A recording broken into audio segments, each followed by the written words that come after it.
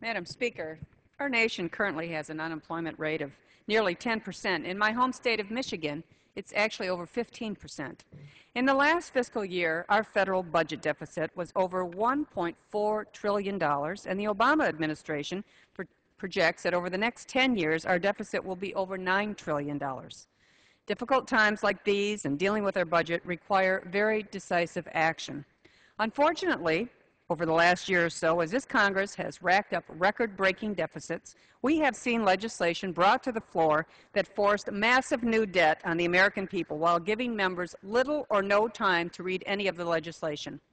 Last fall, the Bush administration, in the leadership of this House, asked the House to vote on a $700 billion bailout for Wall Street, with no strings attached on how the money would be spent.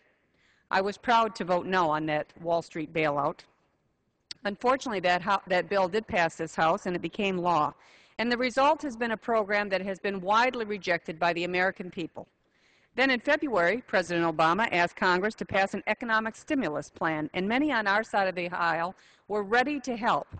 In fact, we proposed a bill that, according to a formula used by President Obama's own economic advisors, would produce twice the jobs at half the cost. Instead, the Democrats crafted a bill behind closed doors.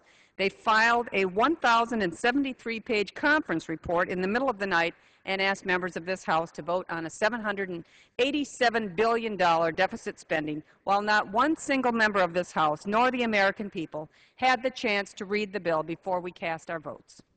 Then in June, this House voted on a cap-and-trade national energy tax that would fundamentally change our economy. This bill totaled 1,428 pages, including a 300-plus page manager's amendment. The Rules Committee and the Democratic leadership gave us about 16 hours to read the bill and the amendment before it was voted on. Only after the fact did we see a memo produced within the Obama administration that indicated that the bill would cost every single American household an average of $1,700 per year in higher energy costs. Madam Speaker, we will soon consider health care legislation that will have far-reaching impact on one of the most personal issues facing every American, and that is how they will protect the health of themselves and of their families. Nobody knows what this legislation will look like. Nobody knows how much it will cost. Nobody knows when it will be brought to the floor. American has a vital stake in the outcome of the legislation. Many members of this House from both parties have had enough and are insisting that we bring transparency to the process before a vote is taken. And the American people are demanding the opportunity to be able to read the legislation that their representatives will be voting on before the vote so that their voices can be heard.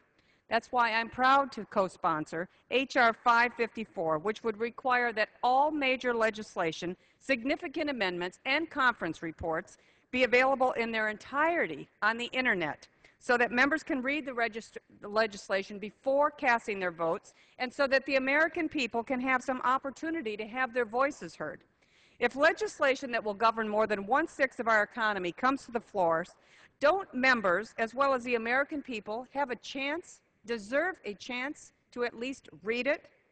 President Obama ran last year on a platform of openness and transparency, but unfortunately it has been business as usual in Washington. We have had limited to no transparency.